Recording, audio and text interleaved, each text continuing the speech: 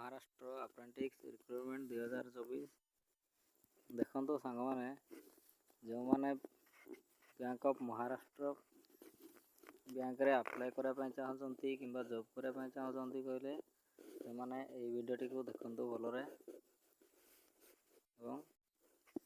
ये वैकेंसी कौन कौन रही केमती कौन क्राइटेरिया अप्लाई है कि नहीं यार डेट कौन रही डेट आसनी से विषय देखु। यार पोस्ट नेम होची बैंक ऑफ महाराष्ट्र अप्रेंटिस और पोस्ट डेट होची 12/10/2024। तो ऑलरेडी आरंभ हो सारा लाटेस्ट अपडेट 14/10 स्टार्टिंग हो। तो टोटाल वैकेंसी रही केतोटी ना 66। तो 66 वैकेंसी रही देखु। आए यार कौन एप्लिकेशन फीस केमती कौन रहा देखिपे देखु।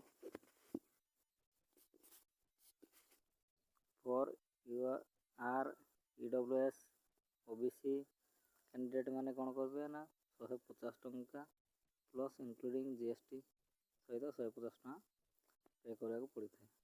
और SC ST पाने कौन करेंगे ना 100 टका इंक्लूडिंग GST सहित 100 टका ये कर।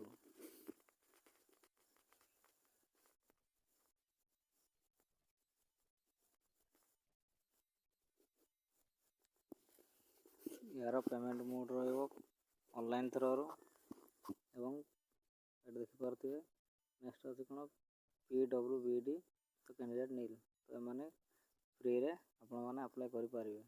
तो देखो तो इम्पोर्टाट डेट गुड़ी कौन रही यार देखिपे देखो। तो स्टार्टिंग डेट रे रही कौन अप्लाई एंड पेमेंट फीस रही 14/10/2024 एवं last date for apply online यार लास्ट डेट रही 24/10/2024।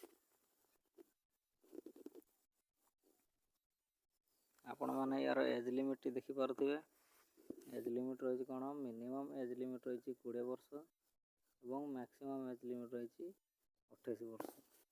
तो 20 वर्ष अधिक होते 28 वर्ष कम होते से मैंने केवल ये अप्लाई करें आज पर रूल एप्लिकेबल।